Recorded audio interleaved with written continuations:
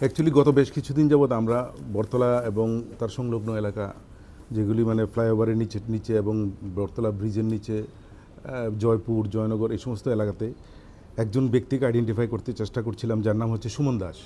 সে স্ক্রুটি করে পুরো এলাকাতে সে ইয়াবা ট্যাবলেট এবং ড্রাগস সে বিক্রি করে, কিন্তু তাকে কোনোভাবেই ধরা যাচ্ছিল না, কারণ বিভিন্ন সময় বিভিন্নভাবে সে এখানে আসতো। কখনো মাথায় টুপি লাগিয়ে, কখনো হেলমেট পরে, কখনো বিভিন্নভাবে সে এই এলাকাতে ড্রাগস বিক্রি করত। তো ফাইনালি পশ্চিম থানার ওসি রানা চ্যাটার্জি এবং বটতলা ফাঁড়ি থানার ওসি শুভদীপ, ওনারা একটা টিম তৈরি করে এবং গত 3-4 দিন যাবৎ মানে সিভিল ড্রেসে ওর পেছনে ধাওয়া করতে করতে গতকালকে ওকে আটকানো সম্ভব হয়েছে। এবং তার স্কুটি থেকে হিরোইন পাওয়া গেছে 9 গ্রাম এবং ইয়াবা ট্যাবলেট 350টি তার স্কুটির মধ্যে এগুলি পাওয়া যায়। অ্যাকর্ডিংলি তার বিরুদ্ধে একটি স্পেসিফিক কেস নেওয়া হয়েছে এনডিপিএসে 130/25।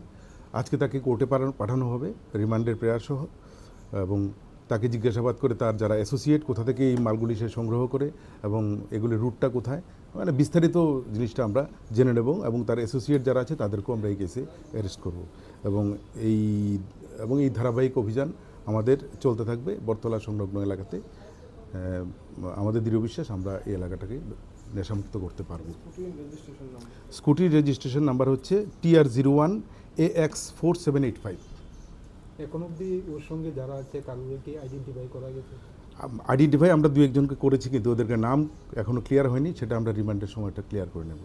কোথায় থেকে আটক করবে? একে জয়পুর এবং জয়নগর এই দুটো জায়গার মাঝামাঝি জায়গা থেকে ওকে তোলা হয়েছে।